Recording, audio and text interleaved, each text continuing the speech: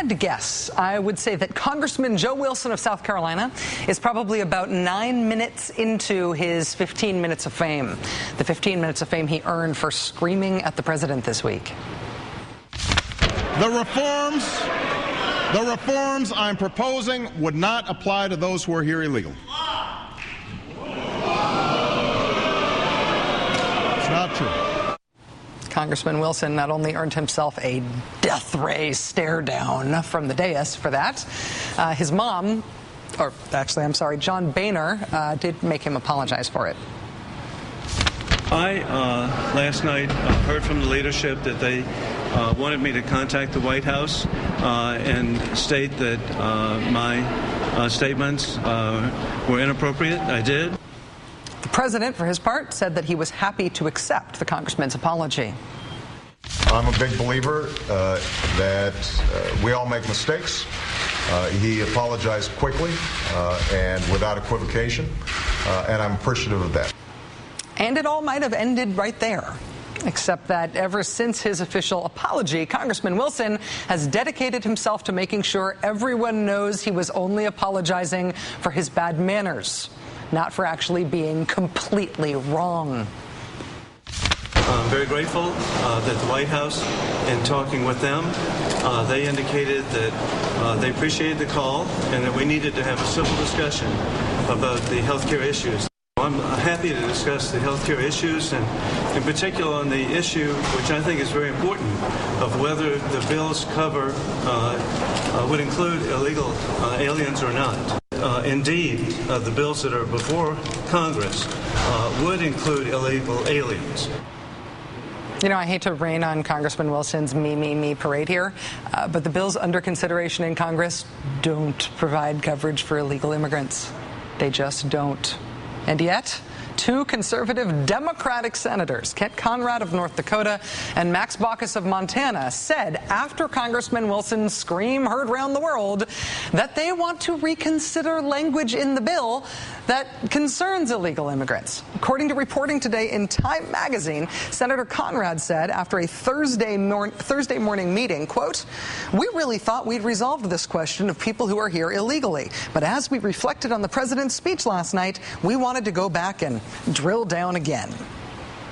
We thought it was resolved by the language that says, and I quote, 'No illegal immigrants will benefit from the health care tax credits.'" That's on page 4. But after that guy screamed at the president, we thought we should do more to make sure he was getting everything he wanted. Yes, Senators Conrad and Baucus are not only rewarding the tactic that Joe Wilson used, they're also implying that Joe Wilson was right, and Joe Wilson was not right. What Senator Baucus and Senator Conrad are doing here has a name. It's called caving. Caving to a hysterical, phony, alarmist guy who screamed at the president and is now using the fact that he screamed at the president to raise campaign funds on the internet machine. And the caving is not limited to the Senate, nor is it limited to the immigrant issue. Why, for example, are the White House and Democrats in Congress now saying they would happily cave on the public option for health reform, agreeing without even a fight, including here on this show in my interview with David Axelrod right after the president's speech, agreeing that they would happily subject the public option to a trigger? I believe that there'll be some sort of public option in the final legislation. Whether it comes with a trigger or not, I don't know. When you hear public option with a trigger, think we're never actually going to get a public option. Why are they doing this? Joining us now to explain is syndicated columnist David Sirota. His Creator Syndicate column out today concerns the so-called trigger mechanism. David, it's great to have you back on the show. Thanks for coming back. Thanks for having me, Rachel. So you make the case today in your column that adding a trigger mechanism to health care reform essentially means giving up on the public option. Why do you make that case? Because we know that the history of triggers in legislation, both healthcare legislation and budget legislation, trigger is a euphemism for killing a bill. The most recent example of this is actually on a healthcare reform bill, prescription drug importation, allowing Americans to import prescription drugs from other industrialized nations. Every other industrialized nation allows its citizens to import prescription drugs. What happened was this bill had wide popular support, just like the public option.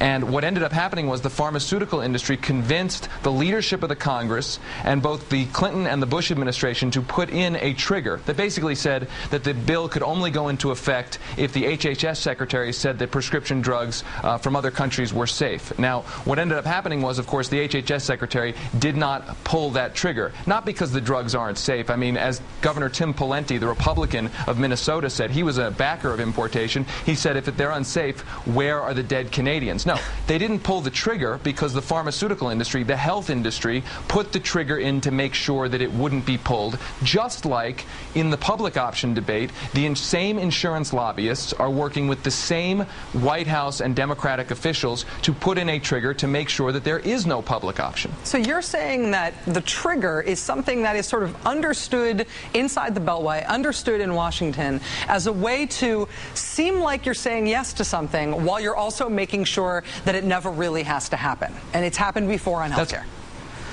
That's exactly right. What ends up happening is, again, the public option is as popular, probably more popular than polls showed drug importation to be. And so what the trigger did on importation, like it would do on the public option, it would allow legislators to say that they're voting for the public option, but really voting for something that whose language makes sure that what they say they're voting for, what their press releases say they're voting for, what they're going to be celebrating voting for, actually doesn't become a reality.